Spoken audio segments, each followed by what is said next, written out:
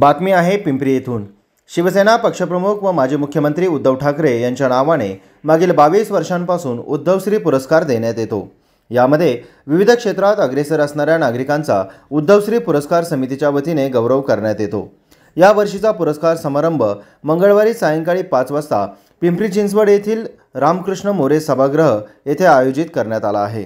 या कार्यक्रमाचे अध्यक्षस्थान विधान परिषदेच्या उपसभापती डॉक्टर नीलमताई गोरे या भूषविणार असून पुरस्कार वितरण माजी केंद्रीय मंत्री विद्यमान खासदार अरविंद सावंत यांच्या हस्ते करण्यात येणार आहे। तसेच यावेळी स्वर्गीय बाळासाहेब धुमाळ शिष्यवृत्ती योजना अंतर्गत धनादेशाचे वाटपही करण्यात येणार आहे। या प्रसंगी शिवसेना उपनेते व पश्चिम महाराष्ट्राचे समन्वयक रवींद्र मिर्लेकर, आमदार व पुणे जिल्हा संपर्क प्रमुख सचिन आहेर, पुणे जिल्हा सहसंपर्क प्रमुख आदित्य शिरोडकर, पिंपरी चिंचवड संपर्क प्रमुख वैभव थोरात आदी प्रमुख पाहुणे उपस्थित राहणार असल्याची माहिती समितीचे अध्यक्ष व संयोजक माजी आमदार ॲडव्होकेट गौतम चाबुकस्वार यांनी दिली। या बातमीचा आढावा घेतला आहे आमचे प्रतिनिधी भानुदास हिवराळे व प्रसन्न तरडे यांनी। पाहूयात। उद्धवश्री पुरस्कार 2022 हा पुरस्कार सामाजिक, क्रीडा, साहित्य क्षेत्र किंवा इतर क्षेत्रामध्ये विशेष कौशल्य, विशेष कामगिरी केलेल्या कार्यकर्त्यांना आम्ही दरवर्षी देत असतो।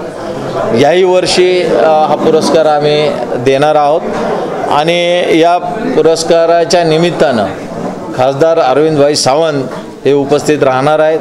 त्याचप्रमाणे नीलमताई गोरे ह्या देखील उपस्थित राहणार आहेत। रवींद्र मिर्लेकर जे आहेत, आहेर साहेब आहेत, शिरोडकर आहेत, त्याच्यानंतर थोरात साहेब आणि हा पुरस्कार देत असताना 16 लोकांना आम्ही हा पुरस्कार देत आहोत। या पुरस्कारामध्ये श्रीकांतजी बडवे, आनंदजी आर थोपटेजी, रामदासजी कुदळे, मिलिंद कांबळे, डॉक्टर स्मिता जाधव, मुबारक खान, त्यानंतर धनंजय डोंजेकर, महबूब लियाकत शेख, अक्षय बाहिती, श्रीमती प्रभा शिवणेकर, दत्तात्रय पाचंगे, बाबू नरे, पद्मश्री मुरलीकांत पेटकर, विजय यादव, संतोष साळुंके आणि आकांक्षा पिंगळे या लोकांना आम्ही सन्मानित करणार आहोत। दरवर्षी हा शिवसेनेच्या माध्यमातून आणि शिवसेना पुरस्कार समितीच्या माध्यमातून हा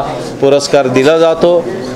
गेल्या अनेक वर्ष पिंपरी चिंचवड शहरामध्ये हा पुरस्कार वितरित केला जात आहे आणि यामध्ये अनेक शिवसेनेचे नेते देखील या दरवर्षी कार्यक्रमामध्ये सहभागी झालेले आहेत आणि हा पुरस्कार बाबा धुमाळ यांच्या माध्यमातून जो सुरू केला आहे ती परंपरा त्यांच्यानंतर आम्ही सर्व पुरस्कार समितीने जपलेले आहे आणि त्या माध्यमातून जे काम बाबांचं होतं ते काम पुढे नेण्याच्या दृष्टिकोनातून आमचे प्रयत्न राहतील आणि समाजामध्ये जे खरंच चांगलं काम करतात त्यांना देखील सन्मान करण्याचं काम आमचं आहे।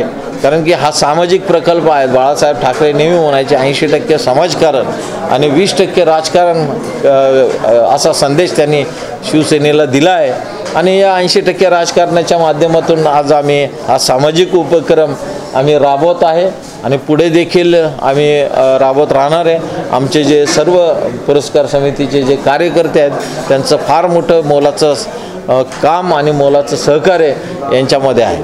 धन्यवाद। त्याच्या नियम आणि अटी हा आर्थिक निकषावर अवलंबून आहे।